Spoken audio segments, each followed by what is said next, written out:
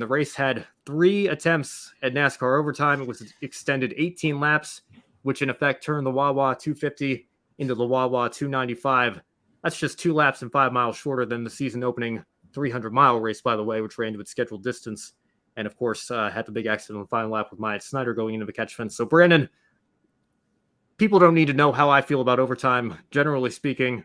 But even if you're a fan of trying to get a green flag finish, can we still acknowledge maybe it's time to reconsider having multiple unlimited overtime attempts on these super speedways? At least at the super speedways. I don't care what your inclination is on this subject. When it comes to super speedway racing, there needs to be a limit to all this carnage. I mean, you get your green flag finish, great, but we need to have some limit here and actually have a scheduled distance for these super speedway races. I mean, there's a reason why. I mean, these are professionals. Don't get me wrong; they're great at what they do here, but they're fighting for that. They're fighting for the win, and also in the Cup Series, they're fighting for the season finale and or the regular season finale or whatever. And the stakes are way too high, and it's way too dangerous to have these kinds of finishes.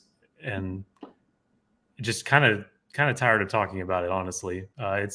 We see the same thing happen every time. Even iRacing has a 2-time limit of a green, white, checkered finish, and then that's it. They don't let you go further than that.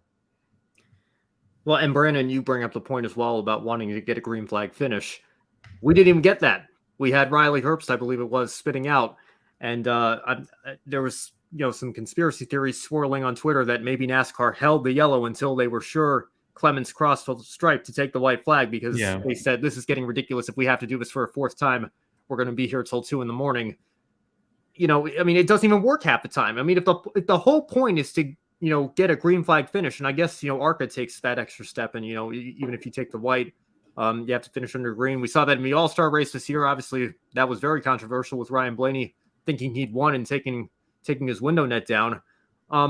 It's not even just the idea that, the race name should mean something. It should not be this arbitrary number. You're trying to get a green flag finish, and even with multiple attempts, you're not even achieving your goal here because the race ends under caution anyway.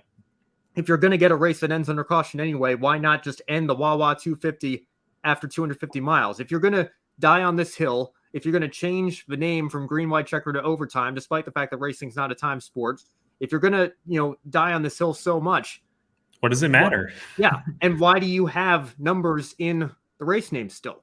Call it the Wawa. Yeah. Call the Wawa Summer Race at Daytona, the Wawa Clash at Daytona, the Wawa Xfinity Race, or something like that.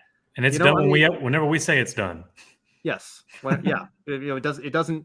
The number means nothing. You have to know that with the nature of super speedway racing these days, you are practically guaranteed to go beyond that 250 that you put in the race name. And they know it. They're not stupid. When you have numbers, and it's not even numbers. When you name something, there should be a meaning behind it, I believe. And the 24 hours of Daytona, why not? Let's tack on an extra 18 minutes if we happen to be under a safety car period. Let's make sure the fans that waited an entire day get their green flag finish. The Indy 500, forget red flagging it. Let's just run caution laps so that we can get back to green quicker. And who cares if it becomes the Indianapolis 515? At least we got our green flag finish for the fans and had our 2-lap shootout that way. I mean, the numbers mean something. The race name should mean something. I don't want to go too deep into this discussion again, but particularly on the super speedways, when you have multiple attempts, at the bare minimum, when this was first introduced, I still remember the infamous truck race at Gateway, I think actually did go into 4 green, white, checkered periods of 4 overtime attempts. And when it was brought into the Cup Series mid-season, Jimmy Johnson went on record and said, I want to applaud NASCAR for limiting this to 1 attempt and making sure we don't get, a fiasco like we had in the Truck Series at St. Louis. And here we are now, almost 2 decades later. They've doubled down on overtime so many times over that we're here with multiple attempts, unlimited attempts in all 3 of the top series. And it doesn't change when we go to super speedways, when we're prone to, massive accidents like this that, need to bring a caution out and extend the race, and it just happens over and over and over again. And if we're being honest, if that crash that happened in the third overtime happened any other race, the caution probably would have come out a little bit quicker. Maybe we would have had a fourth overtime. I don't blame NASCAR for, not getting on the caution that quickly. I think everybody wanted to go home. If there was a long rain delay, it was 1:30 in the morning or whenever it was. I get all of that, but I don't understand why we continue to do this. And Justin Marks, Brandon, we were talking on the wrap-up show yesterday. I don't know if you caught this, but he sent a tweet out based on what happened during the Cup race. There were $4 million worth of torn up race cars sitting in Daytona.